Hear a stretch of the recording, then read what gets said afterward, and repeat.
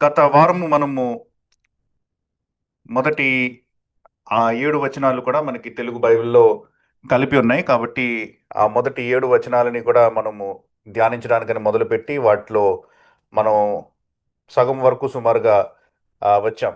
కాబట్టి అపోస్తలుడైన పౌలు ఎవరు అన్నటువంటి లేక తను రోమీయులకు ఇచ్చుకుంటున్నటువంటి ఆ పరిచయాన్ని మనము గ్రహించాం. తన గురించి తాను ఏమని చెప్పుకున్నాడు అన్నటువంటి విషయాన్ని మనం చూసాం. కాబట్టి ఇక్కడ మీకు స్క్రీన్‌లో షేర్ చేసి ఉన్నది కాబట్టి, పౌలు అంటున్నట్లు తను మొట్టమొదటిగా 2 పేర్లతోటి తను తాను పరిచయం చేసుకుంటున్నాడు. లేకపోతే 2 బిరుదులతోటి తను తాను పరిచయం చేసుకుంటున్నాడు. క్రీస్తు దాసుడును అని అంటున్నాడు. తర్వాత అపోస్తలుడును అని అంటున్నాడనమాట. కాబట్టి ఈ 2 విషయాల్ని మనం ఇక్కడ గమనించాలి. క్రీస్తు దాసుడను అనంటూ తను క్రీస్తు అన్నటువంటి విషయాన్ని తెలుపుతున్నాడు. అపోస్తలుడును అని తెలుపుతూ సంఘమునకు పైనున్నాడు అన్నటువంటి విషయాన్ని కూడా తను తెలుపుతా ఉన్నాడు. కాబట్టి క్రీస్తు దగ్గర నుంచి తను తీసుకుంటున్నటువంటి వర్తమానాన్ని సంఘమునకు అప్పచెపుతా ఉన్నాడు. కాబట్టి ఈ పత్రికను వారు ఎందుకు సీరియస్‌గా తీసుకోవాలో, ఎందుకు పౌలు చెప్తున్నటువంటి మాటలను వారు వినాలో, గైకొనాలో, నమ్మాలో దానికి ఒక కారణాన్ని ఇస్తున్నాడు. ఆ తర్వాత దాసుడను అపోస్తలుడును అని అన్న తర్వాత 2 విషయాలు ఇక్కడ మాట్లాడుతున్నట్లు మనకి కనిపిస్తా ఉంటది. నేను అపోస్తులుగా ఉండుటకు పిలువబడిన వాడును అని అన్నాడు. ఆ తర్వాత దేవుని సువార్త నిమిత్తము ప్రత్యేకింపబడిన వాడును అని కూడా అన్నాడనమాట. కాబట్టి ఇక్కడ మరలా ఈ 2 విషయాలు మనకి కనిపిస్తున్నాయి. పిలువబడుట, ప్రత్యేకింపబడుట అన్నటువంటి ఈ 2 విషయాలని కూడా మనము చూస్తూ వచ్చాం. ఈ పిలువబడిన అనేటువంటి ఈ మాటను చూస్తా ఉన్నప్పుడు మనం ఇంకా కంటిన్యూ చేసుకుంటూ వెళ్తే చదువుతూ వెళ్తే పౌలు రోమాలో ఉన్న దేవుని ప్రియులకు అందరికీ అనగా పరిశుద్ధులుగా ఉండుటకు ఇక్కడ కూడా వారి గురించి కూడా పిలువబడిన వారికి అందరికీ అని ఇక్కడ రాస్తా ఉన్నట్లు మనం చూసాం. కాబట్టి పౌలును దేవుడు అపోస్తులుగా ఉండుటకు పిలువబడితే మిగతా సంఘమును దేవుడు పరిశుద్ధులుగా ఉండుటకు పిలువబడ్డారు పిలవ పిలిచారు. కాబట్టి ప్రతి క్రైస్తవుడికి కూడా ఏదో ఒక పిలుపు ఉంటుంది. మినిమంలో మినిమం పిలుపు ఏంటంటే పరిశుద్ధులుగా ఉండుటకు పిలువబడడం. నువ్వు క్రైస్తవుడు అయితే నువ్వు పిలువబడ్డావు. నువ్వు మినిమంలో మినిమం దేనికి పిలువబడ్డావు అంటే పరిశుద్ధుడిగా ఉండడానికి, లేక పరిశుద్ధురాలిగా ఉండడానికి. అది కనీసం మనం పిలుపు. ఆ తర్వాత దానిపైన దేవుడు బాధ్యతనివ్వచ్చు. దేవుడు స్వార్థికుడిగా పిలవచ్చు, లేకపోతే దేవుడు సంఘానికి నాయకుడిగా పిలవచ్చు. ఇంకా అనేక రకాలైనటువంటి బాధ్యతలు దేవుడు నీకు ఇవ్వచ్చు. కానీ బేసిక్ స్టార్టింగ్ పాయింట్ మినిమంలో మినిమం దేవుడు మనల్ని పరిశుద్ధులుగా ఉండుటకు పిలుస్తున్నాడు అనమాట. కాబట్టి ఈ పిలుపు గురించి మనం గత వారం చూసుకున్నాం.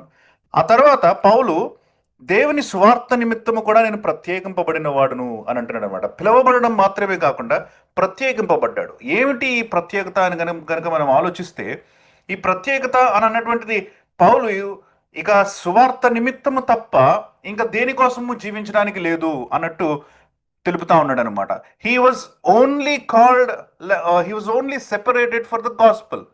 ఇక పౌలు జీవితంలో మిగతావి లేవన్నమాట. అందుకని పౌలు తను వివాహం చేసుకోలేదు, తను ఒక వ్యాపారం పెట్టుకోలేదు, లేకపోతే తను వేరే ఇంకా దృష్టి వైపు వేరే వాటి వైపు తన దృష్టిని మళ్లించలేదు, వేరే విషయాల్లో జ్ఞానం సంపాదించడం కోసమని అతనికి ఆసక్తి లేదు. కాబట్టి సంపూర్ణంగా తను తాను స్వార్థ నిమిత్తం కేటాయించుకున్నాడు అనమాట. 100% దానికి కేటాయించుకున్నాడు. కాబట్టి ప్రత్యేకింపబడ్డాడు అనమాట దానికోసమని. అదే పౌలు యొక్క పని అనమాట. అది తప్ప ఇంకా వేరే పని ఏమీ లేదన్నమాట పౌలుకి. కాబట్టి దేవుడు సువార్త నిమిత్తం ప్రత్యేకించాడు. గలతీయులకు రాసిన పత్రిక మనం చూసినప్పుడు మొదటి అధ్యాయంలో ప్రారంభంలో అంటాడనమాట, నేను ఏ మనుషుడు పిలవలేదు, నన్ను దేవుడే పిలిచాడు, గర్భము నుండి నన్ను దేవుడు వేరు చేశాడు అని అంటాడనమాట. కాబట్టి ఈ పిలుపు అన్నటువంటిది లేదా ప్రత్యేకత అన్నటువంటిది ఏదో పౌలు మారు మనసు పొందిన తర్వాత వీడు బాగున్నాడులే అని దేవుడు పై ఇంకా ఘనమైనటువంటి పరిచర్యకి ప్రత్యేకించడం కాదు. కానీ గర్భములో ఉన్నప్పుడు నుంచే ఆ ప్రత్యేకమైనటువంటి పిలుపుకి లేకపోతే పనికి దేవుడు పౌలును ప్రత్యేకపరిచినట్లు ఇక్కడ వాక్యం మనకి తెలుపుతా ఉంది. కాబట్టి తన గురించి ఇంట్రడక్షన్ ఇచ్చుకున్నాడు. నేను దాసుడను, నేను అపోస్తులుడను, నేను పిలువబడ్డాను, నేను ప్రత్యేకింపబడ్డాను అన్నటువంటి ఈ ఇంట్రడక్షన్ ఇచ్చుకున్న తర్వాత, తనకున్నటువంటి ఆ క్యారెక్టరిస్టిక్స్ చెప్పిన తర్వాత, కాబట్టి మీరు నా మాట వినాలి అన్నటువంటి ఆ యొక్క ఇంట్రడక్షన్ ఇచ్చిన తర్వాత, ఇప్పుడు ఈ పౌలు అన్నటువంటి ఈయన ఎవరికి రాస్తున్నాడో కూడా ప్రత్యేకంగా చెప్తా ఉన్నాడు అనమాట. రోమాలో ఉన్న అని అంటున్నాడు. రోమాలో ఉన్న దేవుని ప్రియులందరికీ అన్నటువంటి ఈ మాటని మనం చూస్తున్నాం ఇక్కడ. దేవుని ప్రియులందరికీ మనం అనుకోవచ్చు, దేవుని ప్రియులు అని అంటే దేవుడు లోకమును ఎంతో ప్రేమించను కదా, కాబట్టి ప్రపంచంలో ఉన్న ప్రతి ఒక్కళ్ళు దేవునికి ప్రియులే అని అంటామేమో అన్నటువంటి ఆలోచన పౌలుకు కూడా వచ్చి ఉండొచ్చు. అందుకనే క్లారిఫై చేస్తున్నాడు అనమాట. దేవుని ప్రియులనంటే నేను ప్రపంచంలో ఉన్న వాళ్ళందరి గురించి నేను మాట్లాడట్లేదు అనగా అనంటూ దానికి వివరణ ఇస్తున్నాడు అనమాట. ఏంటి ఈ దేవుని ప్రియులు? పరిశుద్ధులుగా ఉండుటకు పిలువబడిన వారికి అని అంటున్నాడు అనమాట. కాబట్టి దేవుని ప్రియులు అని అనగానే ప్రపంచమంతా దేవుని ప్రియులు అని అనుకోద్దు సుమి. నేను రాస్తున్నటువంటి ఈ సందర్భంలో పరిశుద్ధులుగా ఉండుటకు పిలువబడినటువంటి వారికి, అంటే సంఘమునకు నేను శుభమని చెప్పి వ్రాస్తా ఉన్నాను అని పౌలు చెప్తా ఉన్నాడు. కాబట్టి నేను రాస్తున్నాను, మీకు రాస్తున్నాను, నాకు ఈ హక్కు ఉంది, నాకు ఈ అర్హత ఉన్నది, మీరు నా మాటలు వినాలి అన్నటువంటిది ఈ మొదటి ఈ 4-5 మాటలలో లేకపోతే సెంటెన్సెస్లో పౌలు దీనిని కన్వే చేయాలని, వాళ్ళకి తెలపాలన్నటువంటి ఆలోచనతో పౌలు వెళ్ళినట్లు మనం చూడొచ్చు. దీని తర్వాత మనము ఆ మరుసటి వచ్చిన మరుసటి మాటలు కూడా కొంచెం చూసాం. తర్వాత అంటున్నాడు, ఇదంతా రాసిన తర్వాత అంటున్నాడు, మన తండ్రి అయిన దేవుని నుండి, ఇక్కడ ఇద్దరిని తెలుపుతా ఉన్నాడు. మన తండ్రి అయిన దేవుని నుండి, ప్రభు అయిన యేసుక్రీస్తు నుండి అని అంటున్నాడు. యేసుక్రీస్తు నుండి కృప సమాధానము మీకు కలుగును గాక అని రాస్తున్నాడు అనమాట. కాబట్టి కృప సమాధానము మీకు కలుగును గాక. ఎవరికి కృప, ఎవరికి సమాధానము అని అంటే ముందుగా తెలపబడినటువంటి వ్యక్తులకి, దేవుని ప్రియులుగా ఉండుటకు పిలవబడినటువంటి వారికి, వీరికి మాత్రమే దేవుని దగ్గర నుంచి కృప సమాధానము. తర్వాత చాలా రెఫరెన్సెస్ ఉన్నాయి. మీరు పౌలు ఎప్పుడు ఆశీర్వదించినా సరే సంఘాన్ని, పౌలు యొక్క ఆ ప్రారంభ మాటలు కానీ లేకపోతే ఏ పత్రిక అంతంలో రాసేటువంటి మాటలు కానీ మీరు గమనిస్తూ ఉంటే లోకంలో ఉన్నటువంటి వ్యక్తులకి కృపా సమాధానం అని పౌలు ఎప్పుడు ఆశీర్వదించలే. సంఘంలో ఉన్నటువంటి వ్యక్తులకి కృపా సమాధానములు అనమాట.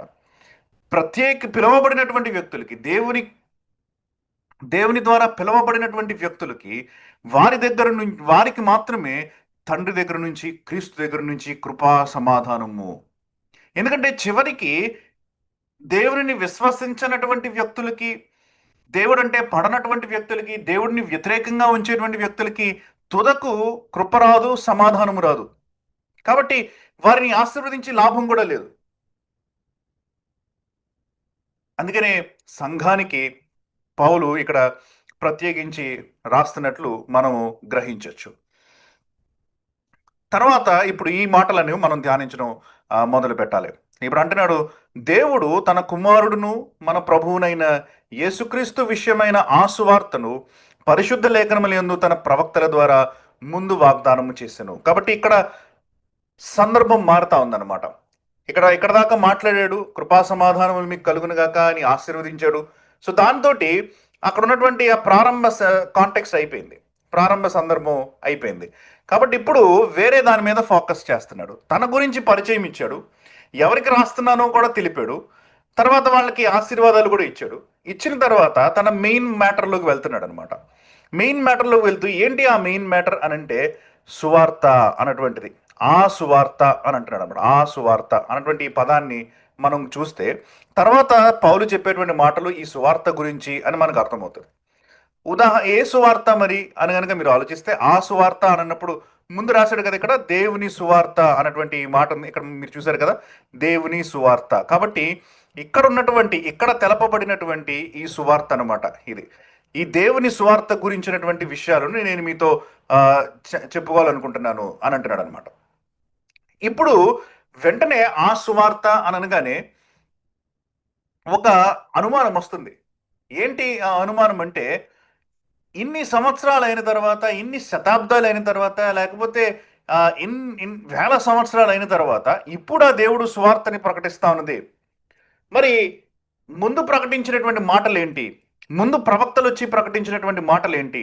ముందున్నటువంటి దైవజనులు మాట్లాడినటువంటి మాటలు ఏంటి? అవి అన్ని సువార్తలు కావా? అవేంటి ఇవేంటి అని ఎవరికైనా ఒక ప్రశ్న రావచ్చు. కాబట్టి పౌలు ఏదో క్రొత్త సిద్ధాంతాన్ని, లేకపోతే పౌలు ఏదో క్రొత్త విషయాలని బోధిస్తున్నాడేమో, దేవుని యొక్క చిత్తములో లేనటువంటి విషయాలను బోధిస్తున్నాడేమో అన్న ఆలోచన ఎవరికైనా వస్తుందన్న తలంపుతోటి పౌలు ఏమంటున్నాడంటే, పరిశుద్ధ లేఖనముల యందు తన ప్రవక్తల ద్వారా ముందే వాగ్దానం చేశాడు దేవుడు ఈ విషయాల్ని అని అంటున్నాడు అనమాట. నేను మాట్లాడుతున్నది క్రొత్త విషయాలు కాదు సుమి, ఆ సువార్త ముందే వాగ్దానము చేయబడినటువంటిది అని పౌలు అంటున్నాడు అనమాట. కాబట్టి ఈ క్రొత్త విషయాలు కాదు నేను తెలుపుతా ఉన్నది. దేవుడు సంవత్సరాల నుంచి శతాబ్దాల నుంచి ఏ విషయాలనైతే తెలుపుతా ఉన్నాడో ఆ విషయాలను మాత్రమే నేను తెలుపుతున్నాను. These were promised to you before hand అని పౌలు రాస్తా వచ్చాడు ఇక్కడ. ఇది పౌలు ఒక్కడికే సంబంధించినటువంటి మాట కాదు. ఈ సువార్త, దేవుని యొక్క సువార్త, ఇదేదో క్రొత్త సువార్త కాదు, ఎప్పటి నుంచో ఉన్నటువంటిది అని అపోస్తులు తరచుగా మాట్లాడుతూ ఉండేవాళ్ళు. ఉదాహరణకి పేతురు రాసినటువంటి మొదటి పత్రిక మొదటి అధ్యాయము 10వ వచనం చూడండి. పేతురు రాసినటువంటి మొదటి పత్రిక మొదటి అధ్యాయము 10వ వచనం. మీకు కలుగు ఆ కృపను గూర్చి ప్రవచించిన ప్రవక్తలు ఈ రక్షణను పరిశీలించుచు తమయందున్న క్రీస్తు ఆత్మ, క్రీస్తు విషయమైన శ్రమలను గూర్చి వాటి తర్వాత కలగబోవు మహిమలను గూర్చి ముందుగా సాక్ష్యం ఇచ్చినప్పుడు ఆ ఆత్మ ఏ కాలమును ఎట్టి కాలమును సూచించు వచ్చెనో దానిని విచారించి పరిశోధించిరి అని అంటున్నాడు అనమాట పేతురు. కాబట్టి పేతురు కూడా రాస్తున్నాడు ఆ కృపను గురించి, సువార్తను గురించి ప్రవక్తలు ప్రచురించారు. కాబట్టి ఇదేదో క్రొత్త విషయం కాదు. సువార్త అని అనగానే 2000 సంవత్సరాల క్రితం ప్రారంభమైంది. దేవునికి ఆలోచన వచ్చిందేమో 2000 సంవత్సరాల క్రితం తన కుమారుణ్ణి పంపిద్దామని. అప్పుడు పంపించాడేమో దేవుడు తన కుమారుణ్ణి అని ఆలోచించాల్సినటువంటి పని లేదు ఇక్కడ. ఎప్పటి నుంచో భూమికి పునాదులు వేయబడక మునుపు నుంచే దేవుడు ఈ స్వార్థని తన మనసులో పెట్టుకున్నాడు. దానికోసమని ఈ పనులు జరిగిస్తా వచ్చాడనమాట. God's ultimate purpose is to proclaim his son through the gospel. కాబట్టి దేవుడు ఈ సువార్తని ఎప్పటి నుంచో ప్రారంభించాడు. ఇది 2000 సంవత్సరాల క్రితం ప్రారంభమైనటువంటిది కాదు. 2000 సంవత్సరాల క్రితం మన కళ్ళకి కనిపించడం మొదలుపెట్టింది అనమాట. అప్పుడు దాకా మిస్టరీ అని అంటూ ఉంటారు అందరూ కూడా. అప్పుడు దాకా ఒక మర్మముగా ఉన్నటువంటి ఈ విషయాలు 2000 సంవత్సరాల క్రితం బయలుపడడం మొదలుపెట్టాయి. అంతేగాని దేవుని యొక్క మనస్సులో ఇది ఎప్పటి నుంచో ఉన్నది. పేతురు ఒకటే కాదు, హెబ్రీయులకు రాసిన పత్రికకు మీరు వెళ్తే కూడా, హెబ్రీయులకు రాసిన పత్రిక మొదటి అధ్యాయము మొదటి 2 వచనాలను కూడా మనం అక్కడ గమనిస్తూ ఉంటే అక్కడ అంటాడనమాట, పూర్వకాలమందు నానా సమయములలోనూ నానా విధములుగాను ప్రవక్తల ద్వారా మన పితరులతో మాట్లాడిన దేవుడు ఈ దినముల అంతమందు కుమారుని ద్వారా మనతో మాట్లాడెను అని అంటున్నాడు అనమాట. పూర్వకాలమందు దేవుడు మనతో నానా విధాలుగా నానా ప్రవక్తల ద్వారా మాట్లాడుతూ వచ్చాడు. కానీ ఈ దినముల అంతమందు కుమారుడి ద్వారా మాట్లాడాడు. ప్రవక్తలు ఇదివరకు ఏ పనిని చేశారో కుమారుడు అదే పనిని చేస్తా ఉన్నాడు అని హెబ్రీయులకు రాసిన గ్రంథకర్త కూడా చెప్తా ఉన్నాడు. కాబట్టి ఈ ఆలోచన దేవుడు బయలుపరుస్తున్నటువంటి ఈ యొక్క సువార్త, బయలుపరచబడుతున్నటువంటి ఈ సువార్త ఇది క్రొత్తది కాదని, లేకపోతే క్రొత్త సిద్ధాంతము కాదని, దేవుని మనస్సులో, దేవుని యొక్క వాక్యములో ఎప్పటి నుంచో ఉన్నది అన్నటువంటి ఈ విషయాన్ని మనం గమనిస్తూ వచ్చాం. ఎక్కడ కనిపిస్తుంది మరి? ముందు నుంచే వాగ్దానం చేయబడితే ఎక్కడుంటుంది ఈ విషయం అని కనుక మనం ఆలోచిస్తే చాలా స్పష్టంగా రాశాడు ఇక్కడ, పరిశుద్ధ లేఖనముల యందు తన ప్రవక్తల ద్వారా అని అంటున్నాడు అనమాట. పరిశుద్ధ లేఖనములు అంటే బైబిల్ని కనుక మీరు చూస్తే, పాత నిబంధనను కనుక మీరు చూస్తే, ప్రతి ప్రవక్త రాసినటువంటి మాటలను కనుక మీరు చూస్తే, జాగ్రత్తగా గమనించారంటే యేసుక్రీస్తు గురించినటువంటి వాగ్దానం మీకు అందులో కనిపిస్తుంది. యేసుక్రీస్తు గురించినటువంటి విషయాలు మీకు అక్కడ కనిపిస్తూ ఉంటాయి. నిజానికి ఆది కాండము మొట్టమొదటి అధ్యాయం దగ్గర నుంచి మలాకి ఆఖరి అధ్యాయం వరకు కూడా ఉన్నటువంటి ప్రతి అధ్యాయాన్ని మీరు తరచి చూస్తూ ఉంటే ప్రతి అధ్యాయంలో కూడా క్రీస్తు గురించినటువంటి ఏదో ఒక సూచన, క్రీస్తు గురించినటువంటి ఏదో ఒక విషయము మనకు అక్కడ కనిపిస్తూ ఉంటుంది అనమాట. అది దేవుని యొక్క అద్భుతమైనటువంటి ప్రణాళిక. మొత్తము పాత నిబంధన రాసిన ప్రతి వ్యక్తి కూడా క్రీస్తు గురించి ఏదో ఒక రకంగా ఎక్కడో ఒక చోట సూచిస్తూ వచ్చాడు. కానీ పాత నిబంధనను కనుక మనం ఒక థీమ్ లాగా తీసుకుని పాత నిబంధనను కనుక మొత్తం అంతా చూసినప్పుడు యేసు ప్రభు గురించినటువంటి కొన్ని టైటిల్స్ని వాడడం మొదలు పెట్టారనమాట. తర్వాత క్రొత్త నిబంధనలో కూడా కొన్ని టైటిల్స్ని ఆ పాత నిబంధనలో వాడినటువంటి కొన్ని టైటిల్స్ని క్రొత్త నిబంధనలోకి తీసుకుని వచ్చారు కూడా కొన్ని విషయాలని. ఉదాహరణకు నేను మీకు కొన్ని ఉదాహరణలు చెప్తాను.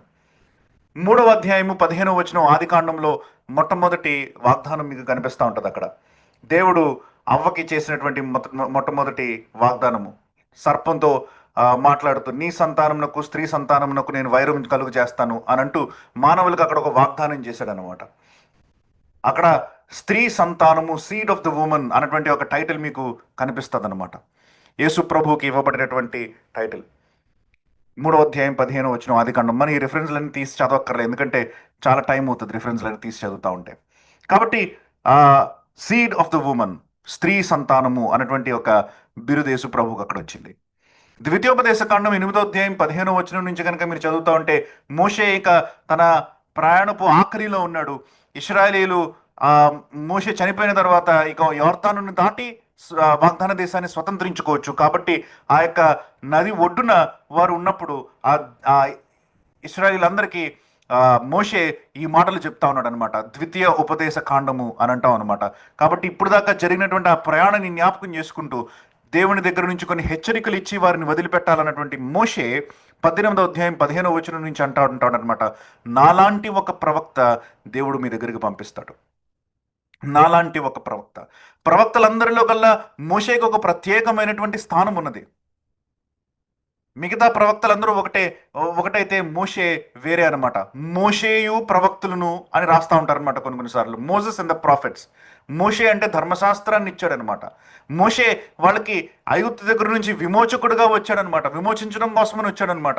మోషే ఒక రకంగా క్రీస్తుకి ఒక బలమైనటువంటి ఒక ముంగుర్తుగా మనకి కనిపిస్తూ ఉంటాడు అనమాట మోషే. కాబట్టి నాలాంటి ఒక ప్రవక్త అంటే పాప బంధకములో ఉన్నటువంటి మీకు విమోచనను తీసుకుని వచ్చేటువంటి ఒక ప్రవక్త అని అని అక్కడ మోషే యొక్క ఉద్దేశం అనమాట. నాలాంటి ఒక ప్రవక్త. కాబట్టి మోషే లాంటి ఒక ప్రవక్త కోసం ఎదురు చూస్తూ ఉన్నారు. స్త్రీకి పుట్టినటువంటి ఒక మనిషి ఎలా అయితే వారిని రక్షిస్తూ ఉంటాడో, ఆ సర్పం యొక్క కాటు నుంచి ఆ సర్పం యొక్క తలను చితకగొట్టేటువంటి ఆ యొక్క కుమారుడు ఎప్పుడు వస్తూ ఉంటాడా అని ఎదురు చూస్తూ ఉంది ప్రపంచం అంతా కూడా. మోషే లాంటి ప్రవక్త కోసం ఎదురు చూస్తూ ఉన్నారు ఇశ్రాయేలీలంతా కూడా. 2వ కీర్తనలో మీకు కనిపిస్తూ ఉంటుంది అనమాట. దేవుని కుమారుడిగా ఆయనకి పేరు వచ్చింది. దేవుని కుమారుడిగా అక్కడ అక్కడ రాయడం జరిగింది అనమాట. మొట్టమొదటిసారి ఆ యొక్క తలంపుని దావీదు మన మనసుల్లో పెడతాడు. అక్కడ కుమారుణ్ణి ముద్దు పెట్టుకోండి అని అంటాడు. కాబట్టి దేవుని కుమారుడు అన్నటువంటి ఒక బిరుదు వచ్చింది అనమాట ఆయనకి. ఇది సామాన్యమైనటువంటి పుత్రత్వం కాదు. ఇది ఎవరినో బయట వెళ్తున్న వాడిని బాబు అన్నట్టు, లేకపోతే కొడుక అన్నట్టు కాదనమాట. స్వంత గర్భాన పుట్టినటువంటి వ్యక్తికి కొడుకు అని అన్నట్టు రిలేషన్షిప్ని ఇక్కడ దావీదు ఎస్టాబ్లిష్ చేస్తా ఉన్నట్లు చూస్తా ఉన్నాం అనమాట. ఈయన తండ్రి అయినటువంటి ఈయన, ఈ కుమారుడు అయినటువంటి ఈయన ఒకటే. వీళ్ళిద్దరూ ఒకటే అధికారము కలిగినటువంటి వారు, ఒకటే అర్హత కలిగినటువంటి వారు, ఒకటే. They are one in almost everything. వాళ్ళు వ్యక్తులు వేరు వేరే, అది ఒకటే భిన్నమైనది తప్ప మిగతా అంత వారిది సమానమే, వారిలో ఉన్నది సమానమే అన్నటువంటిది అక్కడ దావీదు మనకి ఆ కీర్తనలో తెలుపుతా ఉంటాడు. కాబట్టి దేవుని కుమారుడు అన్నటువంటి ఆ యొక్క బిరుదు క్రొత్త నిబంధన అంతా కూడా మనకి కనిపిస్తూ ఉంటుంది. ఈనాటికి కూడా మనం వాడుతూ ఉంటాం. నిజానికి చెప్పాలంటే ఇప్పుడు మనకి మనం చదువుతున్నటువంటి ఈ వాక్య భాగంలోనే పౌలు ప్రారంభిస్తున్నాడు. దేవుడు తన కుమారుడును అని అంటున్నాడు. 118వ కీర్తనలో మూలరాయి అన్నటువంటి ఒక పేరుని పెట్టాడు అనమాట. ఇల్లు కట్టువారు నిషేధించారంట ఈ మూలరాయిని. కట్టేటప్పుడు వేయవలసినటువంటి మొట్టమొదటి రాయి ఈ మూలరాయి. ఆ మూలరాయి పెట్టినటువంటి ఆ యాంగిల్ని బట్టి, మూలరాయికి ఇవ్వబడినటువంటి ఆ యొక్క స్థితిని బట్టి అది మూలలో ఉంటుంది. కాబట్టి అది ఏ యాంగిల్లో ఇల్లు కట్టబడుతుంది అనేటువంటిది నిర్దేశిస్తుంది అనమాట. ఏ రకంగా కట్టబడుతుంది ఇల్లు అన్నటువంటిది నిర్దేశిస్తుంది. బయటికి కనిపించడానికి ఆ ఇల్లు వంకరగా ఉంటుందా, లేకపోతే తిన్నగా ఉంటుందా, అది తూర్పు వైపు ఉంటుందా, పడమర వైపు ఉంటుందా, ఎటువైపు తిప్పు ఉంటుంది, మొత్తం అంతా డిసైడ్ చేసేటువంటిది ఆ మూలరాయి అనమాట. దాని డైరెక్షన్ డిసైడ్ చేసేది ఆ మూలరాయి. కాబట్టి ఆ మూలరాయిగా యేసుక్రీస్తుని పిలుస్తూ వచ్చారు. తర్వాత క్రొత్త నిబంధనలో చాలామంది అంటారు, ఇల్లు కట్టువారు నిషేధించినటువంటి ఆ మూలరాయి మీకు అడ్డురాయి అయిపోయింది అని రాస్తూ ఉంటాడు. ఆ రాయికి తగిలి మీరు పడిపోయారు. యెషయా 53వ అధ్యాయం గనుక మీరు చూసారంటే, అక్కడ శ్రమ పడినటువంటి ఒక సేవకుడిగా సఫరింగ్ సర్వెంట్ అని మనం పిలుస్తా ఉంటాం అక్కడ. సఫరింగ్ సర్వెంట్‌గా యేసు ప్రభువుని అక్కడ మనకి చూపించడం జరిగిందనమాట. ఆయన యొక్క శిలువ శ్రమ, ఆయన పడినటువంటి ఆ యొక్క కష్టము, మన రోగములు ఆయన భరించినటువంటి రీతి, మన వ్యసనములు ఆయన భరించినటువంటి రీతి, ఎలా నలుగగొట్టబడ్డాడో ఆయన, ఎలాగా ఆయన యొక్క శరీరం అంతా కూడా రక్తసిక్తం అయిపోయిందో, ఈ విషయాలన్నింటినీ కూడా యెషయా మనకి 53వ అధ్యాయంలో తెలుపుతా ఉన్నాడనమాట. అధికారము కలిగినటువంటి మెస్సియా క్రీస్తు అన్నటువంటి ఈయన మన కోసమని చనిపోవలసి వచ్చింది. మన వృజనములను ఆయన వీపు మీద వేసుకుని ఆయన చనిపోవలసి వస్తుంది అనేటువంటి విషయాన్ని యెషయా చాలా స్పష్టంగా అక్కడ తెలిపాడు వారికి. ఈనాటికి కూడా చాలా మంది యూదులు ఈ 53వ కీర్తనని చదవలేరు, చదవరు. చాలా మంది సమాజ మందిరాల్లో 52వ కీర్తన యెషయా 52 దగ్గర నుంచి 54కి వెళ్ళిపోతా ఉంటారనమాట. 53ని చదవడానికి భయం. ఎందుకంటే అంత స్పష్టంగా అది యేసు ప్రభు గురించి చెప్తా ఉంది.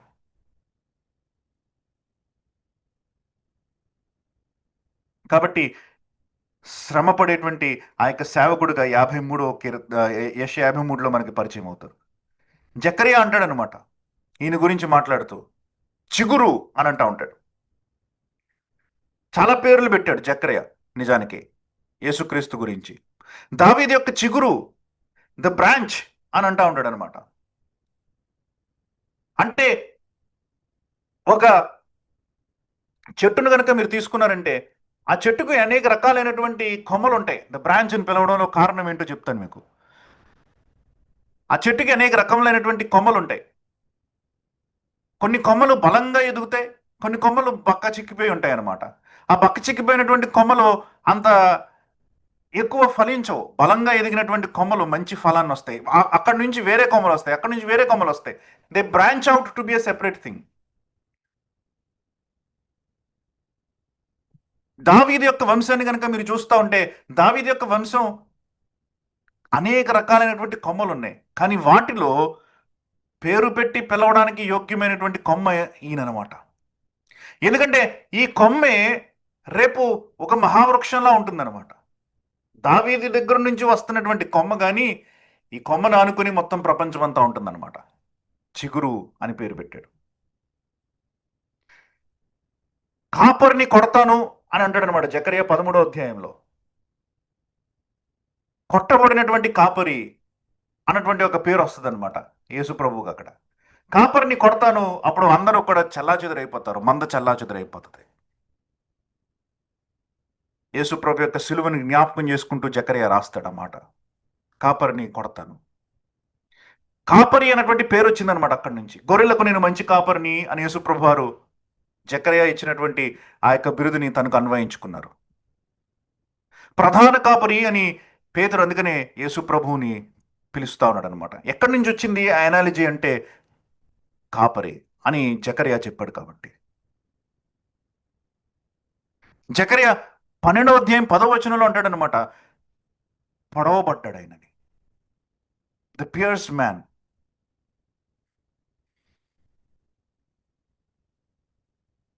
ప్రకటన గ్రంథంలో యోహాను వాడుకుంటాడు ఆ మాటని. ఆయనని పొడిచిన వారు చూసి రోదిస్తారంట.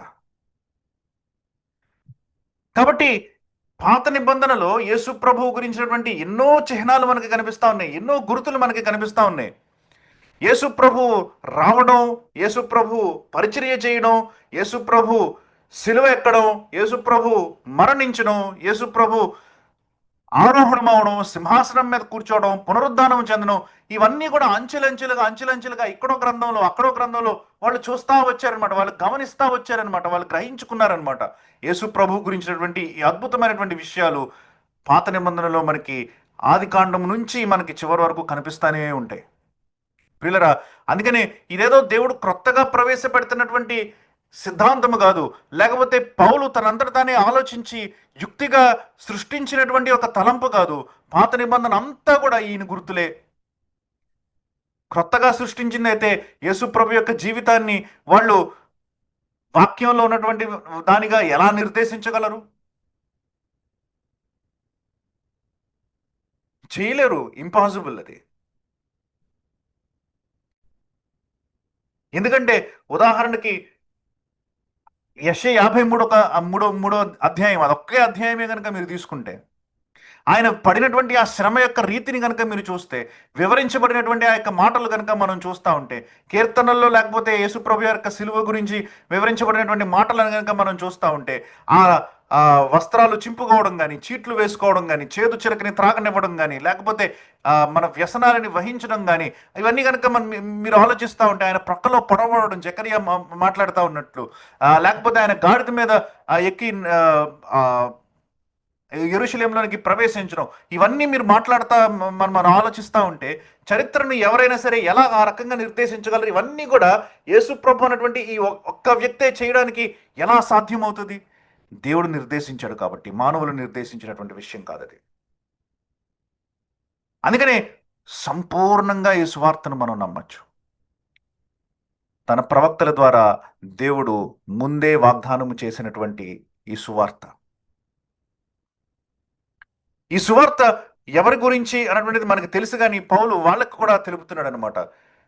ఎవరి గురించి ఈ సువార్త అంటే, ప్రభు అయిన యేసుక్రీస్తు. ప్రభు అయిన యేసుక్రీస్తు విషయమైన ఆ సువార్త, ఈయన గురించినటువంటి సువార్త అనమాట. ఈ యేసుక్రీస్తుకి 2 బిరుదులు పెట్టాడనమాట పౌలు. మీకు రోమిలకు రాసిన పత్రిక చాలా చోట్ల మీకు 2 కనిపిస్తూ ఉంటాయి. తనకి 2 పేర్లు పెట్టుకున్నాడు. నేను యేసుక్రీస్తు దాసుడను, అపోస్తలుడునని, పిలువబడ్డాను, ప్రత్యేకించబడ్డాను అని అన్నాడు. తండ్రి అయిన దేవుడు, ప్రభు అయిన యేసుక్రీస్తు అని అన్నాడు. కాబట్టి ఈ రెండు మీకు జతల కింద పౌలు రోమిలకు రాసిన పత్రిక అంతా రాస్తూ ఉంటాడు. మీరు దాన్ని తర్వాత దాన్ని మీరు గమనించవచ్చు, మనం వెళ్తా ఉండే కొలది. కాబట్టి ఇక్కడ యేసు ప్రభు గురించి కూడా 2 రకాలుగా చెప్తున్నాడు అనమాట. ఒకటి, తన అంటే దేవుడు, దేవుని యొక్క కుమారుడు అని అంటున్నాడు. మన ప్రభువు అని అంటున్నాడు అనమాట యేసు ప్రభు గురించి. ఆయన దేవుని యొక్క కుమారుడు, మనకి ప్రభువు అని 2 విషయాలు యేసు ప్రభు గురించి చెప్తా ఉన్నాడు. ఇది దేవుని యొక్క కుమారుడి గురించినటువంటి సువార్త అనమాట.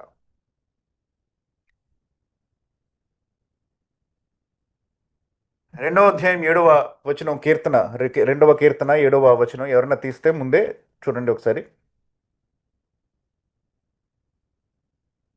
కట్టడం నేను వివరించదను, యెహోవా నాకు ఇలాగు సెలవిచ్చెను, నీవు నా కుమారుడవు, నేను నిన్ను కని ఉన్నాను. నీవు నా కుమారుడవు, నేను నిన్ను కని ఉన్నాను అని రాస్తా ఉన్నాడు అనమాట అక్కడ. నీవు నా కుమారుడవు అని అంటున్నాడు. నేను నిన్ను కని ఉన్నాను. You are my son, today I have begotten you. Yesukreestu గురించినటువంటి ప్రవచనం ఇది. యేసుక్రీస్తు గురించి రాస్తా ఉన్నాడు అనమాట. కొన్ని వచనాలు క్రిందకి వెళ్తే 12వ వచనం ఆఖరి వచనంలో కనిపిస్తూ ఉంటది. చూడండి. ఆయన కోపము త్వరగా రగులుకొనెను, కుమారుని ముద్దు పెట్టుకొనుడి, లేని ఎడల ఆయన కోపించును. చాలమ్మా. ఆయన కోపము త్వరగా రగులుకొనును, కుమారుని ముద్దు పెట్టుడి, లేని ఎడల ఆయన కోపించును. కుమారుని ముద్దు పెట్టుకోండి, పే హామేజ్ టు ద సన్.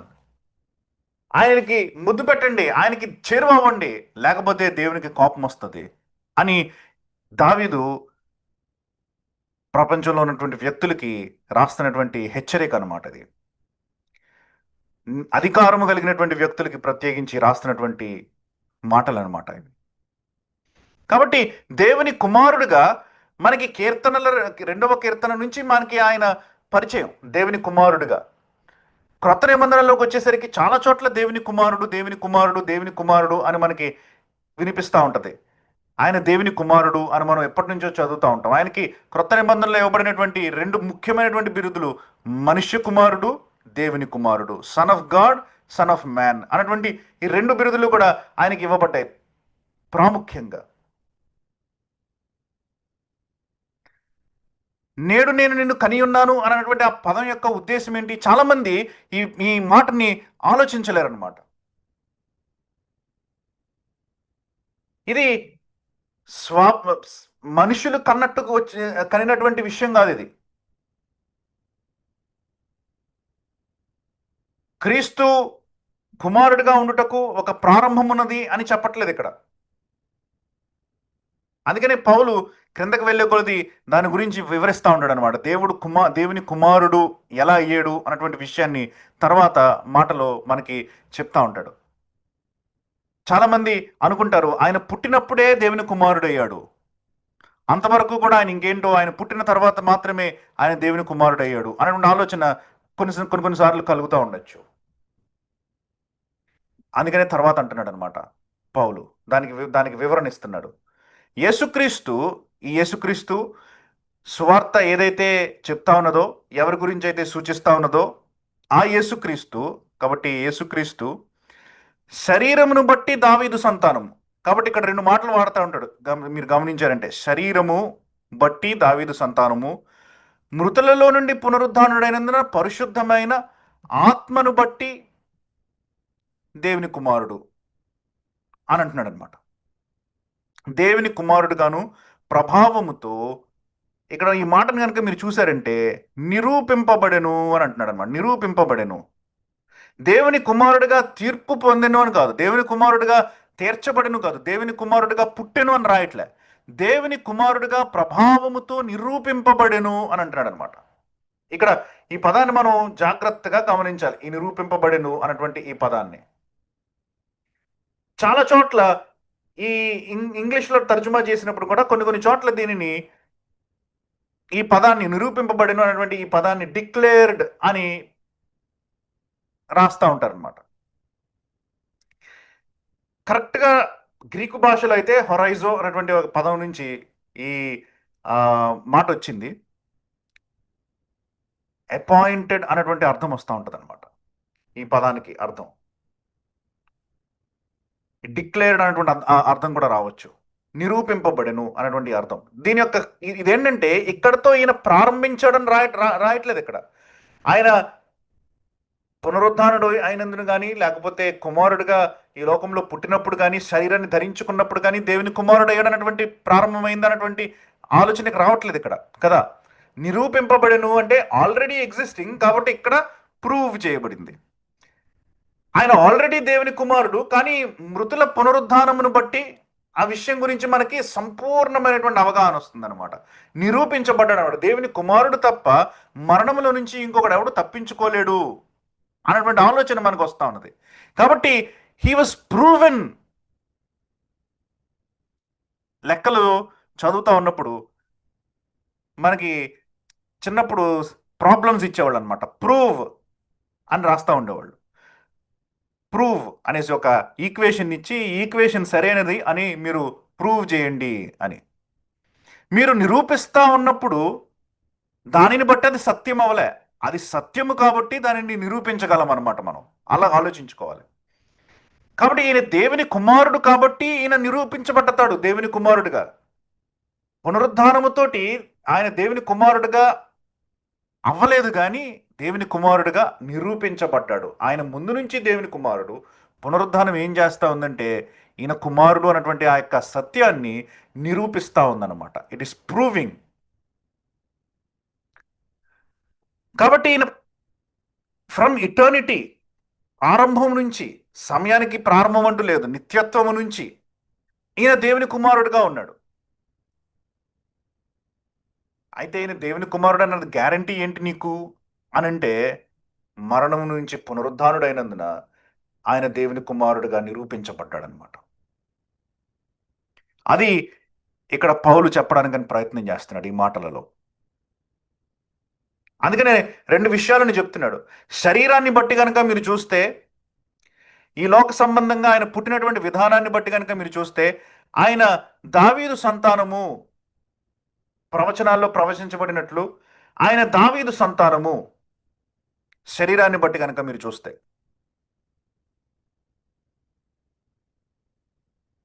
సమూయేలు 2వ గ్రంథము 7వ అధ్యాయము 16వ వచనంలో దావీదు దేవునికి ఒక ఇల్లు కడదామని అనుకున్నప్పుడు నాతానుని పంపిస్తాడు దేవుడు దావీదుతో మాట్లాడడానికి. ఆ 7వ అధ్యాయం 16వ వచనం ఎవరైనా తీస్తే ఒకసారి చదవండి. నీ మట్టుకు నీ సంతానమును నీ రాజ్యమును నిత్యము స్థిరమగును, నీ సింహాసనము నిత్యము స్థిరపరచబడును అనెను. కాబట్టి దేవుడు అక్కడ దావీదుకు ఒక వాగ్దానం చేస్తున్నాడు అనమాట. నీ మట్టుకు నీ సంతానము నిత్యము స్థిరమవుతుంది. నీ సంతానము సింహాసనం మీద నిత్యము ఉంటుంది. ఒక వ్యక్తి యొక్క సింహాసనం మీద తన యొక్క సంతతి నిత్యము ఎలా ఉండగలదు? ఎలా ఉండగలదు అని అంటే, ఆ వ్యక్తి నిత్యము బ్రతకగలిగేటప్పుడు, ఆ వ్యక్తి నిత్యము ఉండగలిగేటప్పుడు. కాబట్టి దేవుడు శారీరకమైనటువంటి ఆలోచనతో ఆ మాట చెప్పలే దావీదుకి. నిత్యము అని అన్నప్పుడు ఎల్లప్పుడూ, ఫర్ ఇటర్నిటీ అన్నటువంటి అర్థం వస్తుంది కదా మనకి.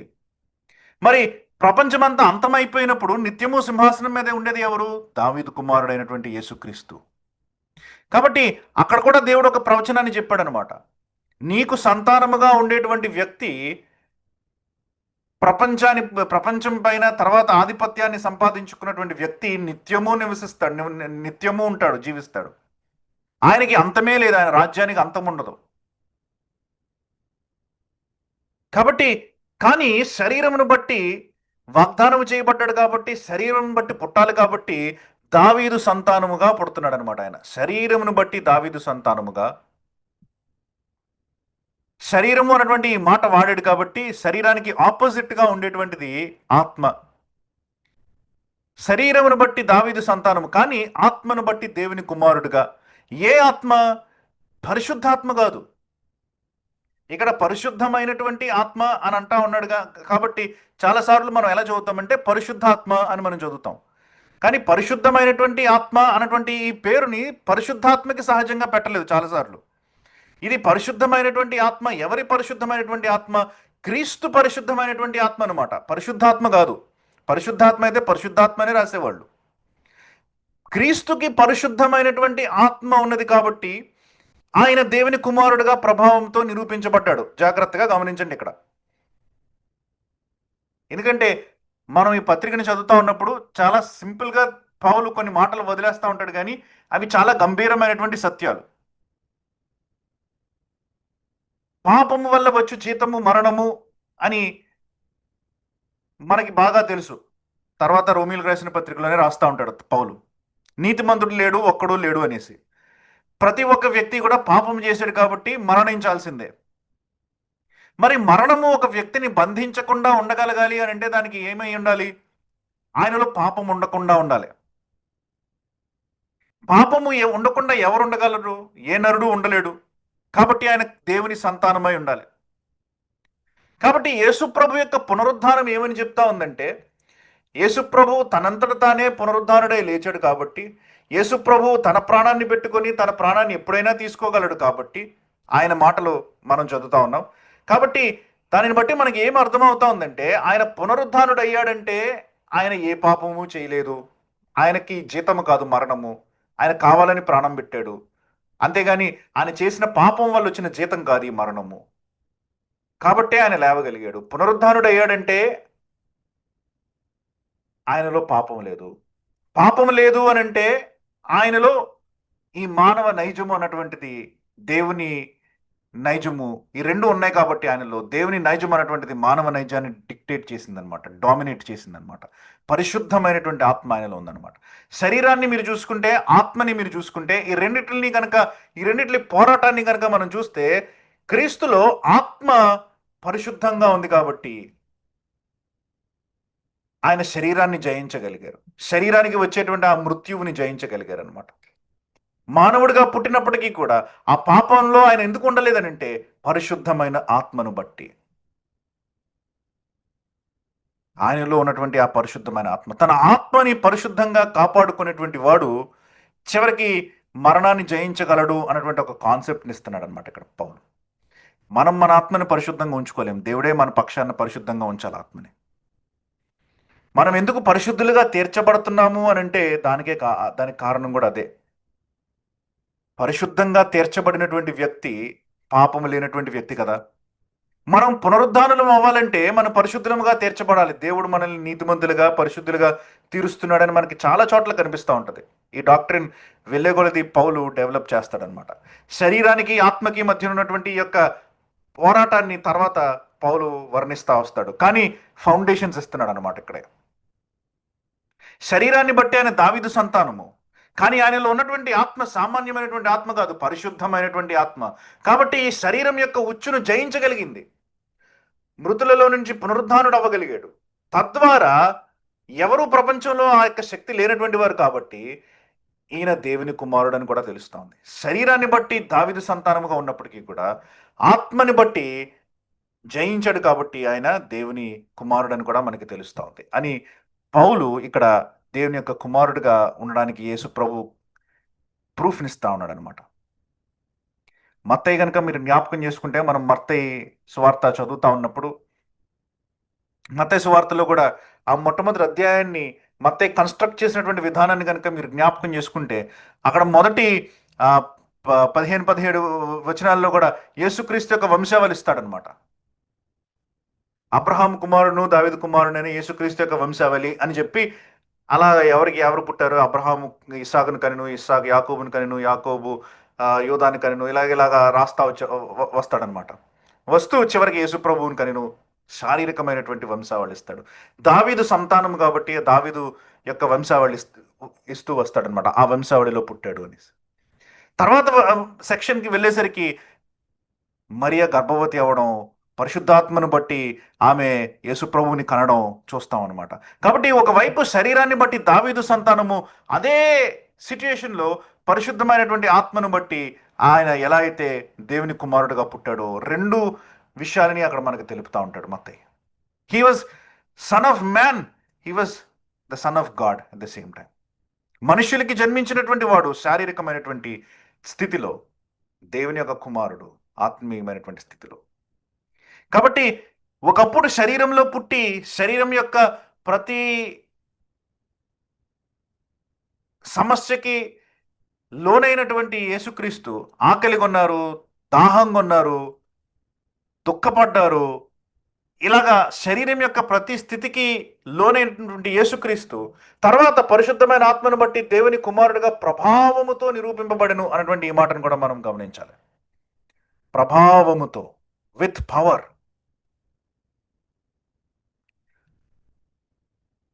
ఫిలిప్పీలకు రాసిన పత్రిక 2వ అధ్యాయం కనుక మీరు చూస్తే ఇంకా స్పష్టంగా రాస్తాడనమాట దీని గురించి. 2వ అధ్యాయము 5వ వచనం నుంచి చూడండి ఒకసారి. క్రీస్తు యేసునకు కలిగిన ఈ మనస్సు మీరును కలిగి ఉండుడి. ఆయన దేవుని స్వరూపము కలిగిన వాడై ఉండి, ఆయన దేవుని స్వరూపము కలిగిన వాడై ఉండి, అంటే స్టార్టింగ్ పాయింట్ కనుక మీరు చూస్తే ఆయన దేవుని స్వరూపము. తర్వాత చదవమ్మా. దేవునితో సమానముగా ఉండుట, దేవునితో సమానముగా ఉండుట విడిచిపెట్టకూడని భాగ్యమని ఎంచుకొనలేదు గాని. అంటే ఏంటి అర్థము? దేవుని స్వరూపము కలిగి ఉన్నారు ఆయన, దేవునితో సమానముగా ఉన్నారు ఆయన. ఇందాక నేను మీకు చెప్పాను కదా, దేవర్ కో ఈక్వల్స్, దేవర్ ఈక్వల్స్ అనమాట. వాళ్ళల్లో ఏమీ తేడా లేదనమాట, వ్యత్యాసం ఏమీ లేదు వాళ్ళల్లో. ఒకటే వ్యత్యాసం ఏంటంటే ఈయన ఒక వ్యక్తి, ఆయన ఒక వ్యక్తి, అంతే.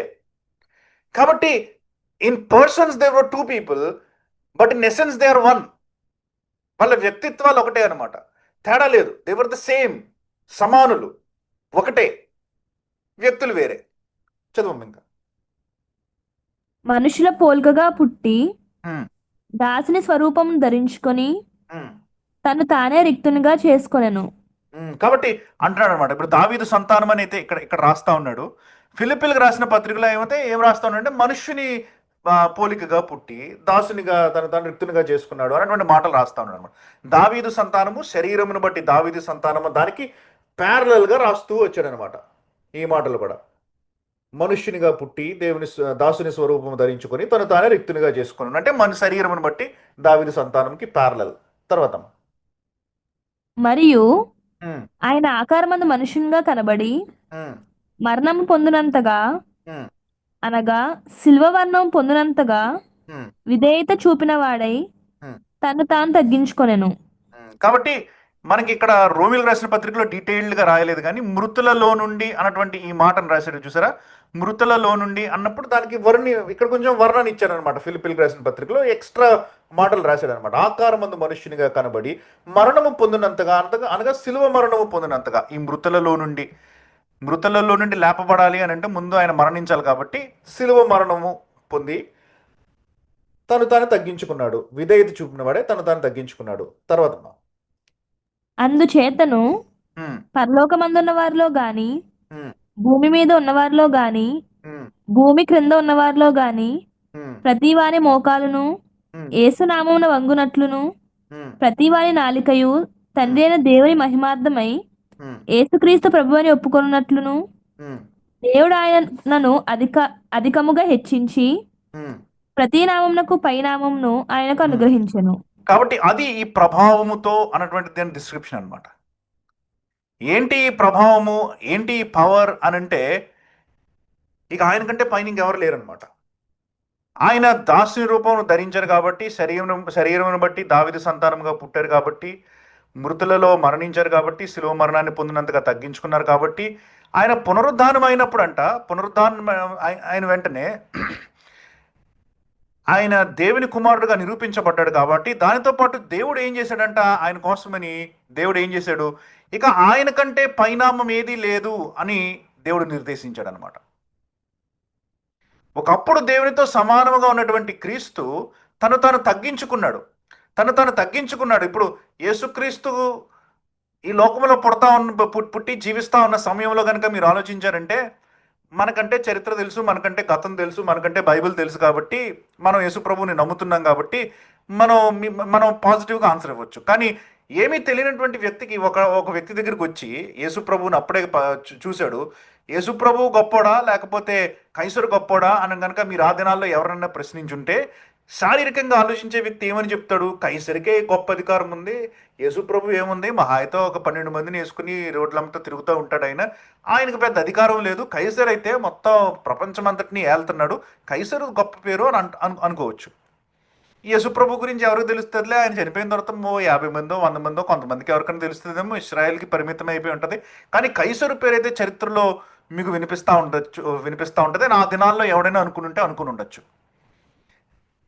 కాబట్టి వేరే ఏ నామము ఆయన నామం కంటే పైన ఉండకూడదని చెప్పి లోకంలో ఉన్నటువంటి వ్యక్తులు అలాగే ఆలోచిస్తారు. కాబట్టి వేరే ఏ నామము ఆయన కంటే పైన ఉండకూడదని చెప్పి దేవుడు ఆయనని అన్నిటికంటే పైనామముగా పెట్టాడంట. కాబట్టి ఇప్పుడు కైసరు కానివ్వండి, లేకపోతే ప్రపంచంలో అధికమైనటువంటి ధనం కలిగిన వాడు, డబ్బు కలిగిన వాడు, పవర్ కలిగిన వాడు, ఏదైనా సరే, ఎవరైనా సరే, ప్రపంచమంతటిని ఏళ్తున్నటువంటి వ్యక్తి అయినా సరే, వాళ్ళందరూ కూడా క్రీస్తునామం కంటే తక్కువే ఉండాలన్నమాట. ఇప్పుడు అది ప్రభావముతో నిరూపించబడెను, విత్ పవర్. ఊరికే కాదు, అది ప్రభావముతో నిరూపించబడ్డాడు అనమాట. ఇక ఎవరు కూడా దాన్ని క్వశ్చన్ చేయలేరనమాట. అనుమానించవచ్చు, గుడ్డిగా నమ్మకపోవచ్చు, కానీ దేవుడు ప్రతి ప్రశ్నకి తగినటువంటి ఒక లాజిక్ ఇచ్చాడనమాట. మృతులలో నుంచి పునరుద్ధానం ఎలా చెందుతాడు ఒక వ్యక్తి, ఆయన దేవుని కుమారుడు కాకపోతే? ప్రభావముతో నిరూపించబడ్డాడు. He gave proof for everything. కాబట్టి పునరుద్ధానము అన్నటువంటిది ఇది ఇండిస్ప్యూటబుల్ ట్రూత్ అనమాట. ఎవరు దానికి ఇక వాదించలేరు. గుడ్డిగా వాదించవచ్చు, కాదని అనట్లే. ప్రపంచంలో ఉన్నటువంటి వ్యక్తులు, అందుకని యేసుక్రీస్తుని నమ్మనటువంటి వ్యక్తులు ఎవిడెన్స్ లేక కాదు నమ్మకుండా ఉన్నది, అంటే వారికి తెలియక కాదు. వాళ్ళ ముందు మీరు గనక ఆ సత్యాన్ని చూపిస్తే, సువార్త ప్రకటిస్తే, సువార్త ప్రకటించాల్సినటువంటి విధంగా ఏ వ్యక్తి ముందైనా మీరు ప్రకటించినప్పుడు, ఆ వ్యక్తి ఆ సువార్తని అర్థం చేసుకుని ఇవ్వబడినటువంటి ఎవిడెన్స్ని కనుక చూస్తే, నార్మల్గా చూస్తే, మీరు ఇచ్చినటువంటి ఆ యొక్క ఎవిడెన్స్ని కనుక చూస్తే నమ్మాల్సిందే. నమ్మట్లేదు అంటే దానికి కారణం ఎవిడెన్స్ లేకపోవడం కాదు, ప్రూఫ్ లేకపోవడం కాదు, హృదయంలో ఉన్నటువంటి అంధత్వాన్ని బట్టి నమ్మడం అనమాట. యేసుప్రభు యొక్క పుట్టుక ప్రత్యేకమైనటువంటి పుట్టుక, కన్యకకు జన్మించాడు. యేసుప్రభు యొక్క జీవితం పాపము లేనటువంటి జీవితం. యేసుప్రభు చేసినటువంటి క్రియలు బలమైనటువంటి క్రియలు. ఒకడు దేవుడి నుంచి రాకపోతే ఈ క్రియలు ఎలా చేయగలరు అని కూడా ఆలోచించుకున్నారు తన శత్రువులే. యేసుప్రభు యొక్క మాటలు అవి అధికారంతో కూడినటువంటి మాటలు, అవి ప్రేమతో కూడినటువంటి మాటలు. వాటిల్లో ఎక్కడా ఏ దోషము పట్టుకోలేకపోయారు ఎవరు కూడా. యేసుప్రభు వారి యొక్క మరణము ప్రపంచంలో ఎన్నడూ ఎవరు చూడనంత కఠినమైనటువంటి మరణం. కానీ ఆ తర్వాత వచ్చినది పునరుద్ధానము. ఆ తర్వాత వచ్చినది దేవుని సింహాసనానికి కుడిపార్శ్వమున కూర్చున్నటువంటి అధికారము, ఆరోహణము. ఇవన్నీ కూడా మనకి ప్రూఫ్ ఇవ్వబడినప్పుడు, మీరు ఎవిడెన్స్ ఇచ్చినప్పుడు, నిరూపించినప్పుడు అనుమానమే లేదనమాట. కాబట్టి ఇప్పుడు ప్రభావముతో దేవుని కుమారుడుగా నిరూపించబడినటువంటి ఈ యేసుక్రీస్తు పౌలు తర్వాత చెప్తాడనమాట. ఈయన ద్వారా అని అంటున్నాడు అనమాట. ఇక్కడ తర్వాత వచనాలు కనుక మీరు చూస్తే, ఈయన నామము నిమిత్తము సమస్త జనులు విశ్వాసమునకు విధేయులగినట్లు మేము కృపను అపోస్తలత్వమును పొందితిమి అని అంటున్నాడు. పైనుంచి చూస్తే, యేసుక్రీస్తు శరీరమును బట్టి దావీదు సంతానముగాను, మృతులలో నుండి పునరుద్ధానుడైనందున పరిశుద్ధమైన ఆత్మను బట్టి దేవుని కుమారుడుగాను ప్రభావముతో నిరూపింపబడెను. ఈయన నామము నిమిత్తము సమస్త జనులు విశ్వాసమునకు విధేయులగినట్లు ఈయన ద్వారా మేము కృపను అపోస్తలత్వమును పొందితిమి అని అంటున్నాడు అనమాట. ఈయన నామము నిమిత్తము, ఈయన ద్వారా మేము కృపను అపోస్తలత్వమును పొందితిమి. ఎక్కడి నుంచి వచ్చింది? నేను అపోస్తులును అని చెప్పుకున్నాడు కదా. కాబట్టి దానికి ఎక్స్ప్లెనేషన్ ఇస్తున్నాడు అనమాట. ఇప్పుడు ఎక్కడి నుంచి వచ్చింది ఈ అపోస్తలత్వం? నన్ను నేనే పిలిచేసుకున్నానా నేను అపోస్తులునని? నేను పెట్టేసుకోవచ్చు. ఈనాడు చాలా మంది పెట్టుకుంటూ ఉంటారు అపోస్తులు అనేసి. ఫేస్బుక్లో చూస్తూ ఉంటే, లేకపోతే అప్పుడప్పుడు యూట్యూబ్లో చూస్తూ ఉంటే, ప్రసంగాలు వెతుకుతూ ఉంటే చాలా మంది కనిపిస్తుంటారు అపోస్తులు సో అండ్ సో అని పెట్టుకుంటారు అనమాట. అది వాళ్ళంతటి వాళ్ళే పెట్టేసుకున్నారు పేరు. దేవుడు పిలిచినటువంటి వాళ్ళు కాదు. ఫిలిప్ మిలాంగ్టన్ అనేటువంటి ఆయన మార్టిన్ లూథర్ తర్వాత వచ్చినటువంటి ఒక పెద్ద సంస్కరణ వేత్త. కాబట్టి ఆయన రాస్తాడనమాట, అపోస్తుల గురించి మీరు అర్థం చేసుకోవాలి, అపోస్తులకి ఆ తర్వాత వచ్చిన వాళ్ళకి మధ్యలో ఉన్నటువంటి తేడా మీరు అర్థం చేసుకోవాలి అని అంటూ రాస్తాడనమాట. అపోస్తుల నోటిలో నుంచి ఏ అసత్యము రావడానికి వీల్లేదు అని అంటాడనమాట. వన్ ఆఫ్ ద కండిషన్స్, ఆయన పెట్టుకున్న కండిషన్స్ అనమాట. ఒకడు అపోస్తులుడు అని అంటే పరిశుద్ధాత్మ ఆయనలో నివసిస్తా ఉన్నారు కాబట్టి, పరిశుద్ధాత్మతో నింపబడ్డారు కాబట్టి, పరిశుద్ధాత్మ యొక్క అధికారాన్ని వాళ్ళు పొందారు కాబట్టి, they cannot say any lie, they cannot be untrue, their doctrine cannot be untrue. అంటే వాళ్ళు చెప్పినటువంటి మాట, వాళ్ళు బోధించినటువంటి బోధ అది అసత్యము కానేరదు, కాదు. పూర్వకాలం ప్రవక్తలకి ఎలాంటి అధికారం ఉందో తర్వాత వచ్చినటువంటి అపోస్తులకు అలాంటి అధికారం ఉంది. They cannot be wrong. తర్వాత వచ్చినటువంటి మనము అపోస్తుల బోధని అర్థం చేసుకుంటూ దానిపైన కామెంటరీ ఇస్తున్నటువంటి, దానిపైన ప్రసంగాలు కట్టుకుంటున్నటువంటి మనము తప్పుపోవచ్చు, తప్పుగా అర్థం చేసుకోవచ్చు. ఎందుకంటే కొన్నిసార్లు పరిశుద్ధాత్మక సహాయంతో అర్థం చేసుకుంటాం వాక్యాన్ని, కొన్నిసార్లు మన సొంత జ్ఞానాన్ని ఉపయోగిస్తాం కూడా. కాబట్టి కొన్నిసార్లు సత్యముగా మనం మాట్లాడచ్చు, కొన్నిసార్లు అక్కడ ఇక్కడ మన అర్థ దోషాన్ని బట్టి మనం కొన్నిసార్లు తప్పుగా కూడా మాట్లాడచ్చు. But not the అపోజల్స్. అపోస్తులు తప్పుడు సిద్ధాంతాన్ని పెట్టే అవకాశమే లేదు అని అంటాడనమాట. దాన్ని బట్టి మిలాంటన్ యొక్క దృష్టిలో ఈనాడు అపోస్తులుగా పిలుచుకుంటున్న ప్రతి ఒక్కళ్ళు కూడా వాళ్ళ యొక్క టెస్ట్ ఏంటంటే, వాళ్ళు అసత్యంగా ఉన్నారా లేదా, వాళ్ళ బోధలో ఏమన్నా అసత్యం ఉందా లేదా. ఒకవేళ అసత్యం ఉంటే వాక్యంతో కనుక అది ఖండిస్తూ ఉంటే, వాక్యాన్ని ఖండిస్తూ ఉంటే, అది వ్యతిరేకంగా ఉంటే, ఆ అపోస్తులుడు అని పేరు పెట్టుకున్నవాడు ఎంత తప్పో మీకు అర్థమవుతుంది. అపోస్తుడు అని పేరు పెట్టుకున్న ప్రతి ఒక్కడు వెనకాల మనం తిరగకూడదు. అందుకని క్రీస్తుకి 13 మంది అపోస్తులు పోయినసారి నేర్చుకున్నాం, క్లోజ్, అంతే. తర్వాత ఇంకెవరు లేరు. 11 మంది ఆయనతో పాటు తిరిగారు, ఆయనతో పాటు పరిచర్య చేశారు, ఆయన చనిపోయేంత వరకు అపోస్తులుగా పిలువబడ్డారు. 12వ వ్యక్తి మత్తయిని తర్వాత అపోస్తులుగా చేర్చుకున్నారు. 13వ వ్యక్తి అపోస్తుడైన పౌలు, క్రీస్తే పిలిచాడు, ఆయనే అపోస్తులుగా నియమించారు. ఇక్కడే మనకు కనిపిస్తూ ఉందన్నమాట. ఈయన ద్వారా మేము, అంటే అపోస్తులందరి గురించి మాట్లాడుతున్నాడు అనమాట. అపోస్తులు అన్నటువంటి మా గుంపు, ఈయన ద్వారా మేము కృపను అపోస్తలత్వమును పొందితిమి అని. కాబట్టి ఎక్కడి నుంచి వచ్చింది మాకు ఈ అధికారము? నేను అపోస్తులుగా పిలుచుకోవడానికి నాకు ఎక్కడి నుంచి వచ్చింది ఈ అధికారము అంటే, ఇది క్రీస్తు దగ్గర నుంచి వచ్చినటువంటి అధికారము. ఏ క్రీస్తు? ఆయన పునరుద్ధానము చెందినటువంటి వాడే, దేవుని కృపార్శ్వమున కూర్చున్నటువంటి, అధికారికంగా ప్రభావంగా నిరూపించబడినటువంటి క్రీస్తు. ఆయన దగ్గర నుంచి నేను అపోస్తలత్వాన్ని పొందాను. కాబట్టి నా అపోస్తలత్వం మీద మీకు ఏమాత్రము అనుమానం ఉండక్కర్లేదు. నేను రాయబోయేటువంటి ఈ మాటలు మీకు వివరించేటువంటి నెక్స్ట్ 15-16 అధ్యాయాల్లో ఉన్నటువంటి మాటలు ఏమాత్రము మీరు అనుమానించాల్సినటువంటి అవసరత లేదు. ఎందుకంటే నేను దేవుని దగ్గర నుంచి తీసుకుని అపోస్తుడుగా మీకు అప్పగిస్తున్నాను. I'm taking this from God and delivering this to you. కాబట్టి 100% నమ్మచ్చు. ఆయన దగ్గర నుంచి మేము అపోస్తులత్వమును పొందాం. కానీ అపోస్తులత్వాన్ని పొందడానికి ముందు కృపను కూడా పొందాం అని అంటున్నాడు. అంటే పౌలు అర్థం చేసుకున్నాడు అనమాట. ఆయన అపోస్తులుడుగా ఉండడానికి కారణం ఏంటంటే దేవుని కృప, తనలో ఉన్నటువంటి గొప్పతనం కాదు, అది దేవుని కృప. అందుకనే ఇప్పుడు మనం ఒకవేళ వాక్యాన్ని బోధించే స్థితిలో ఉంటే అది దేవుని కృప. ఇప్పుడు సంఘాన్ని కాపరత్వం చేసేటువంటి స్థితిలో ఉంటే దేవుని కృప. ఇప్పుడు బైబిల్ అర్థం చేసుకుంటుంటే దేవుని కృప. ఇప్పుడు సంఘంలో ఒక భాగంగా ఉన్నారంటే దేవుని కృప. మీరు చేపలేస్తున్నారా సంఘంలో అంటే దేవుని కృప. మీరు బాత్రూములు కడుగుతున్నారా సంఘంలో అంటే దేవుని కృప. మొట్టమొదటిగా దేవుని కృపను పొందుతాం, ఆ తర్వాత దేవుని బాధ్యతను పొందుతాం, దేవుని దగ్గర నుంచి బాధ్యతను పొందుతాం. కాబట్టి పౌలు ఎంతో స్పష్టంగా ఉన్నాడు అనమాట తన మనసులో క్రీస్తు గురించినటువంటి ఈ గొప్పతనాన్ని ఆయన చెప్తా ఉన్నాడు అనమాట. కాబట్టి ఈయన ద్వారా మేము కృపను అపోస్తలత్వమును పొందాము. ఎందుకు కృప అపోస్తలత్వం పొందాము అంటే పైన వివరిస్తున్నాడు అనమాట. ఈయన నామము నిమిత్తము సమస్త జనులు విశ్వాసమునకు విధేయులగునట్లు. ఎందుకు కృప అపోస్తలత్వము అంటే సమస్త జనులు విశ్వాసమునకు విధేయులగునట్లు. విశ్వాసమునకు అంటే క్రైస్తవ విశ్వాసమునకు, ద ఫెయిత్, క్రిస్టియన్ ఫెయిత్. సమస్త జనులు కూడా, యూదులనే కాదు, గ్రీసు దేశస్థులు మాత్రమే కాదు, రోమీలే కాదు, భారతీయులే కాదు, సమస్త జనులు కూడా.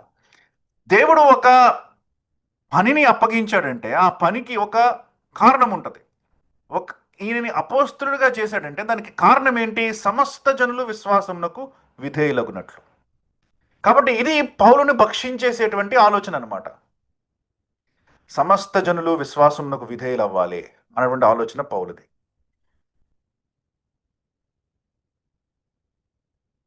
అంటూ తర్వాత అంటున్నాడు అనమాట, మీరును వారిలో ఉన్నవారే. వారిలో అంటే ఎవరు?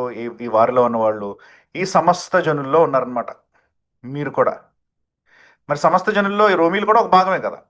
కాబట్టి మీరును ఈ సమస్త జనులలో ఉన్నవారై యేసుక్రీస్తు వారుగా ఉండటకు పిలువబడి ఉన్నారు. మళ్ళీ రాస్తున్నాడు అనమాట.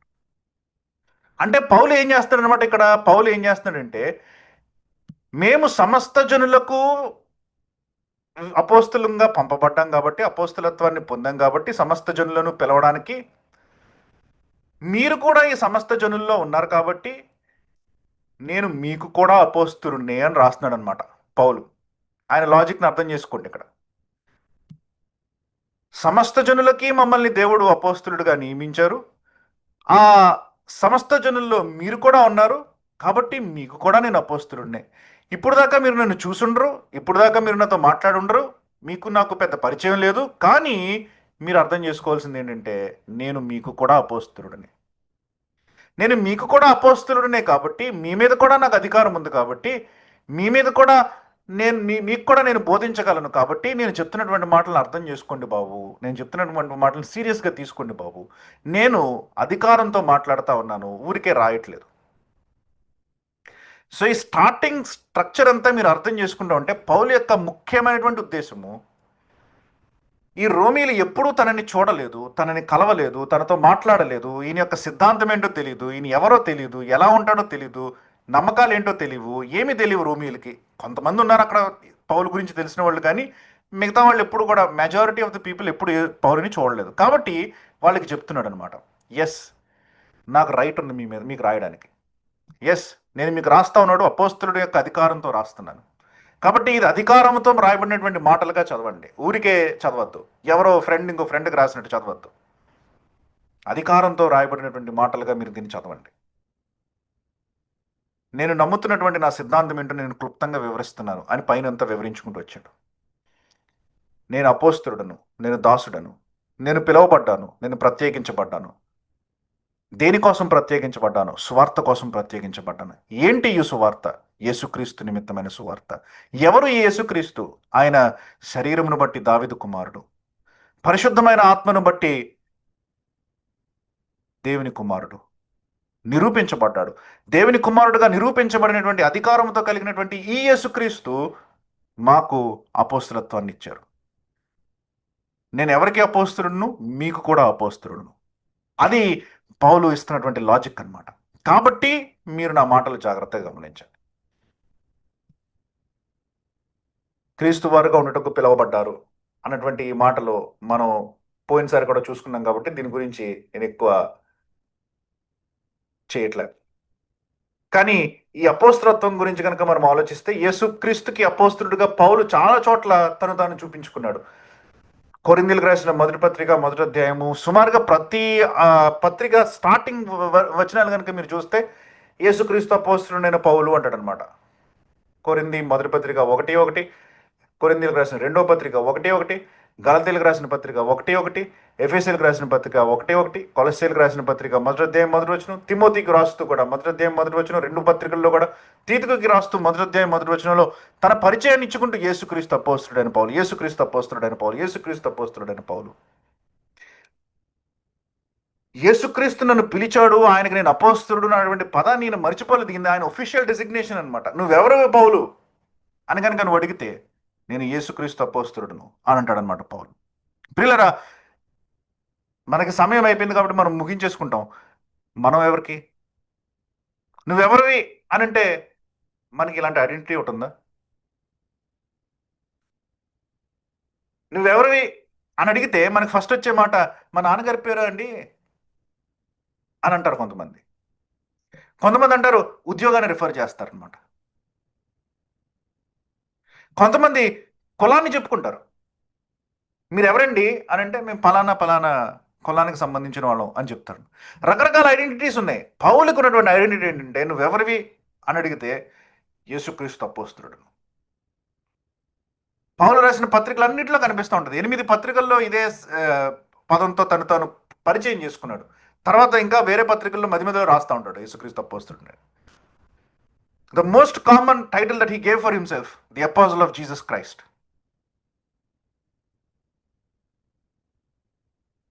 మరి మనకి మన కులం ఐడెంటిటీయా, మన ఉద్యోగం ఐడెంటిటీయా, మన తండ్రి ఐడెంటిటీయా, మన తల్లి ఐడెంటిటీయా, మీ ఊరు ఐడెంటిటీయా? పిల్లల క్రీస్తు మనకు ఐడెంటిటీ అయి ఉండాలి. క్రీస్తు మనకి ఐడెంటిటీ అయి ఉండాలి. అపోస్తలుడైన పౌలు దగ్గర నుంచి ఈ రోజు ఒకవేళ ఏమైనా నేర్చుకోవాలనుకుంటే ఆ ఐడెంటిటీ మనకి క్రీస్తులో ఉండాలి అన్నటువంటి ఆ విషయాన్ని మనం గమనిద్దాం.